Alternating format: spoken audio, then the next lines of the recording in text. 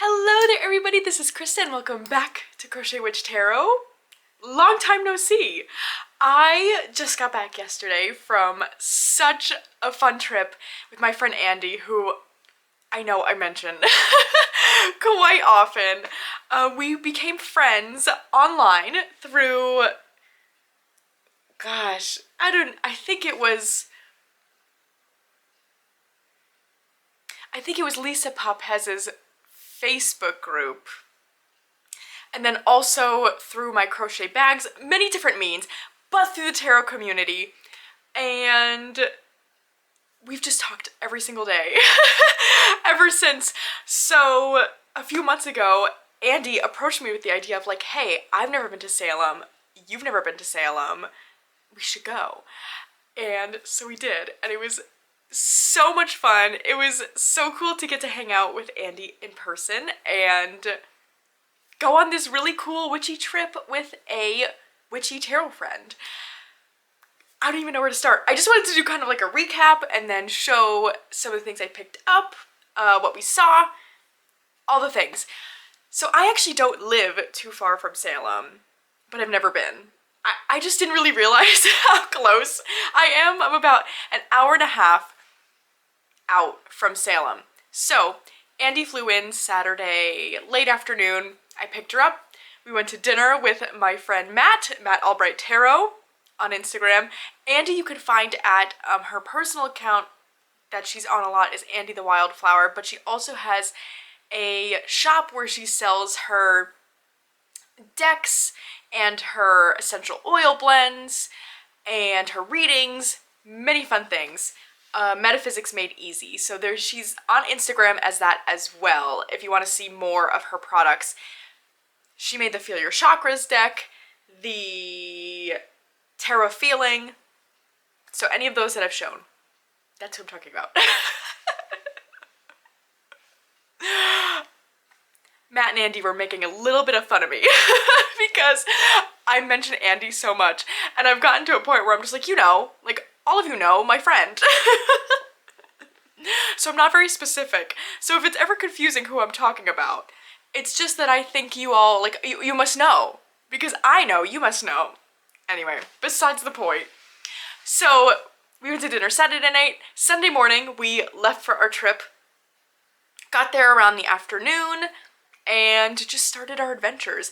So we spent a lot of the time just kind of walking around the downtown area, the main part of Salem, there are so many different shops and things to see. So we spent our first day kind of exploring that, and we also did a really cool walking tour. It was the witch tour that brought you through the whole history of Salem and the witch trials, which was really, really interesting and cool to hear about. And we got taken to a lot of the historic sites. Now, it was so cold. It was so much colder than we both thought it would be. So we did the walking tour and then immediately went to get dinner because we needed to defrost. But we figured the next day, while it was, you know, sunny out, a little bit warmer, we went back to really see those monuments and historic sites, which was really cool. So I think we should just get into the things I picked up. What do you think?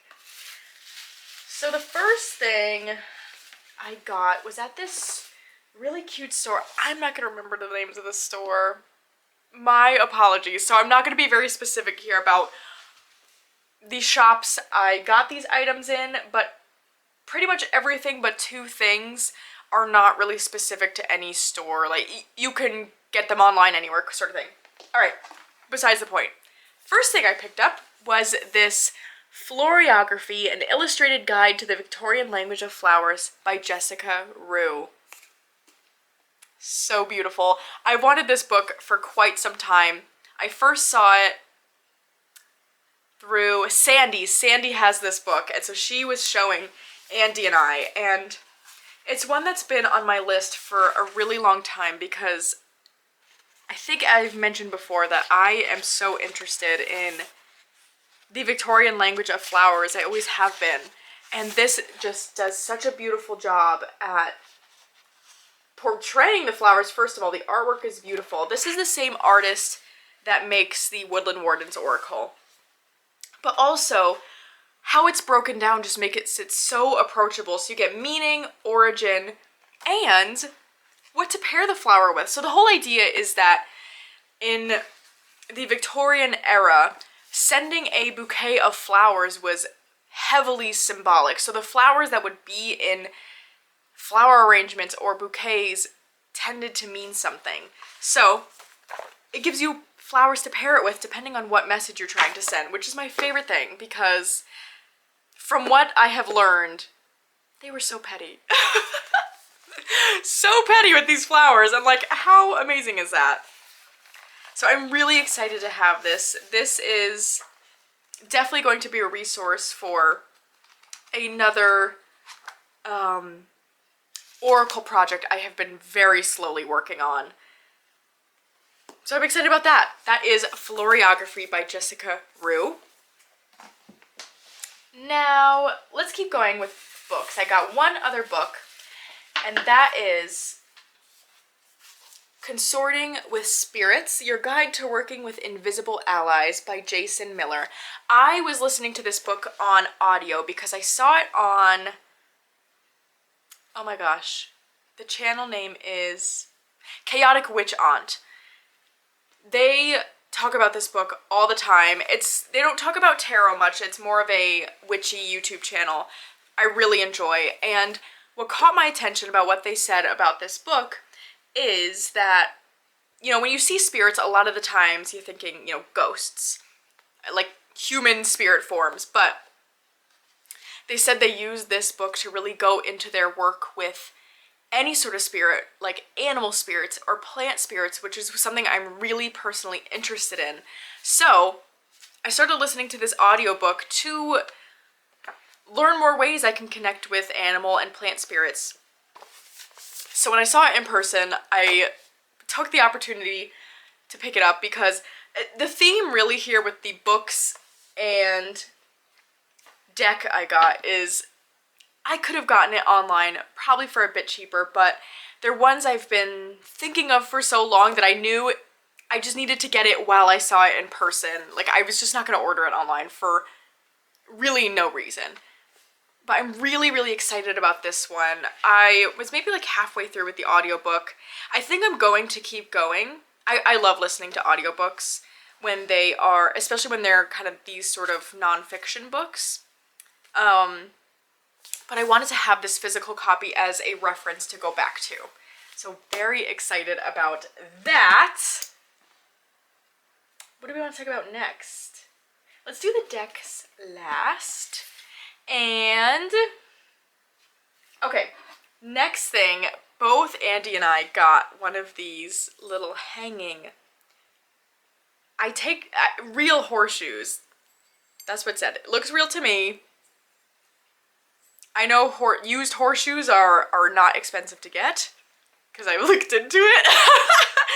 Because I really, for the longest time, wanted some sort of horseshoe to hang above my doorway that leads into my tarot room, because they're really great for protection and also luck, which I think is really neat. And my neighbor has one hanging on her front door, which I think is so cool. I haven't gotten a chance to really meet her yet, but I just have a feeling she's very cool, because how could you not when you've got a horseshoe hanging above your door, you know?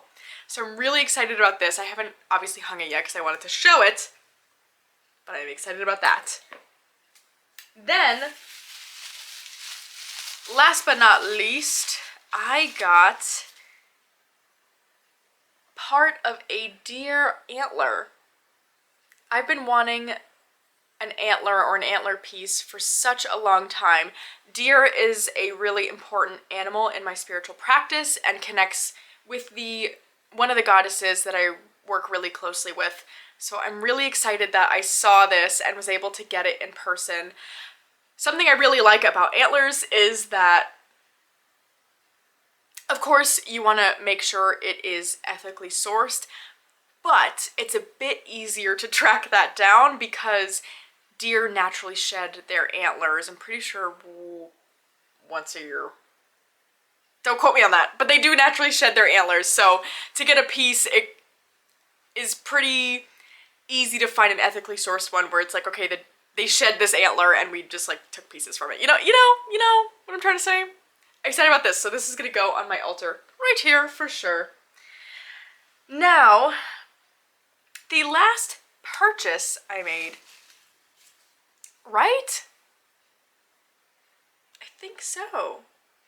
Yes, the last purchase I made was the Kali Oracle, which is one I've really been interested in for quite some time, especially as we are nearing winter. I've been wanting to learn more about that kind of dark goddess energy. And so I saw this one in a really cool store we found, so I got it there. Now this is the pocket size. So I really wanted the pocket edition because, for starters, I wasn't sure how I was going to feel about working with it per se. I had an idea from seeing walkthroughs or other people talk about using it that I was going to like it, but you know, you never know until you get it in your hands, I feel. So I want to get the pocket instead of, you know, spending the money on the full version. But it also feels a bit more approachable to me to have the shorter guidebook entries really right on the back of the cards.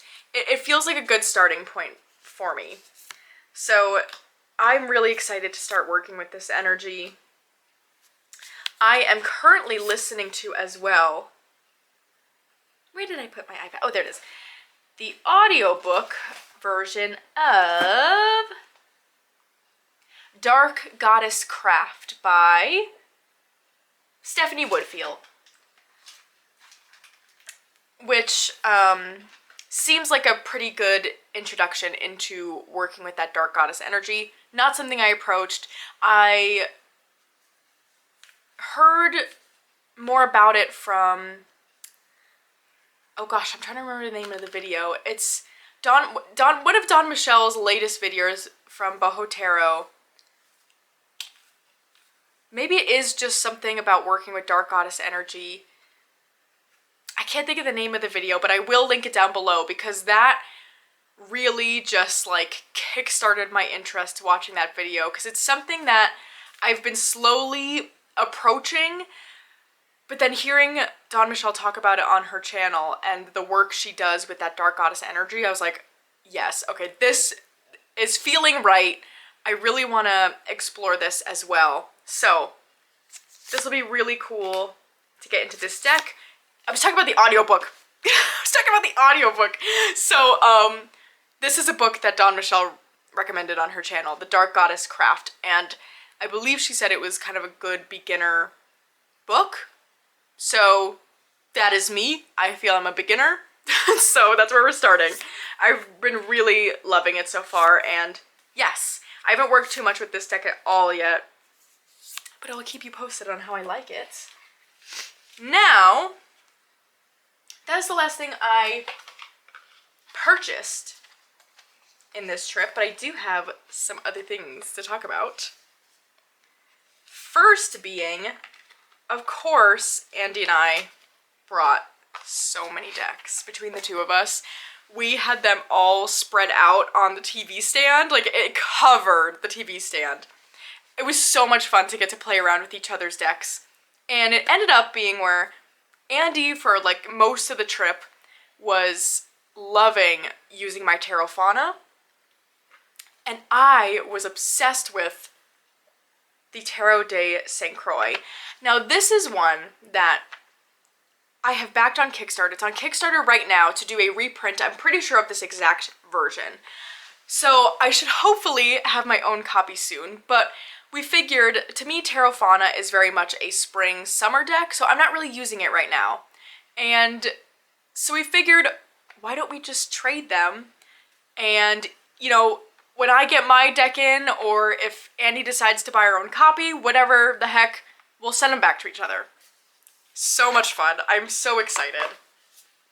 This is not one I ever thought would have called to me, but getting to use it and play with it in person, it's just, I don't know, it's really been speaking to me, and the guidebook is so interesting and just has been hitting all the right chords with me. And I think this is one that I'm really going to actually enjoy using while working with more of a dark goddess energy. I did have paired this with the Kali Oracle, and it pairs really well. So I'm really excited to continue to get to play with this until my own copy comes in. And continue pairing it and seeing how it works. I don't know. It's really a neat deck. Highly recommend. I also just love the size. It's a little bit smaller than tarot size, but it's not mini. Ugh, it's just so good. It's so good. That's the Tarot de St. Croix, and it is still up on Kickstarter right now, I'm pretty sure. And, okay.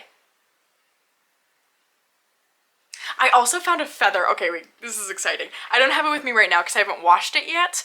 I found a feather in one of the graveyards in Salem, so I have that in my coat somewhere. So I have a lot of feathers, especially from my bird feeders. I heavily wash them with Dawn dish soap, so don't worry, I'm not diseasing myself or diseasing myself. Alright. It's a little late at night right now. I have worked the full day, so excuse my phrases like diseasing myself. But I found a feather. I thought that was so cool. I have to look and see what bird it came from. I couldn't immediately tell. I'm not super certain. So maybe that'll be in like my November wrap-up or something. I don't know. Anyway, last but not least that I will be showing in this video is I came home to a deck in the mail, and that is the Insecta Obscura Tarot by Faina Laura. So I have been a very obvious Faina Laura. I'm hoping I'm saying that right. Fangirl? I'm gonna say that, fangirl. So she's the creator of the Nocturnal Garden Lenormand and also the Yuletide Lenormand that I recently got. And I love her art style. So she put out, I think sometime last week, that she created a tarot deck using all bugs. And I was like, sign me up immediately. And it came in while I was away, so I got to open it yesterday when I got home, and it is so gorgeous, so cool. It's square, which I think is so much fun, and each of the cards has its own insect association. The guidebook does go into why she paired certain insects with certain cards, which I am so glad about.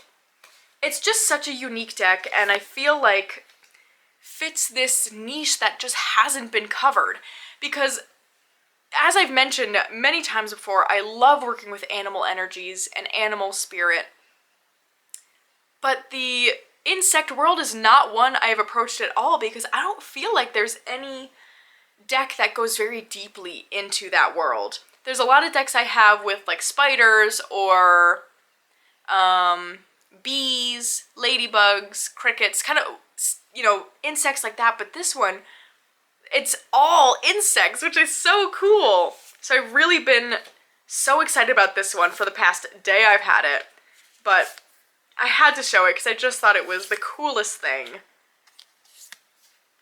But my battery's dying. So other than that, that is all I have to say. This was a quick little update video, but I just wanted to share my experience and some of the few fun things I got. And I hope you're all having a great week, and we will be back onto our regular schedule this weekend. So I will see you very soon.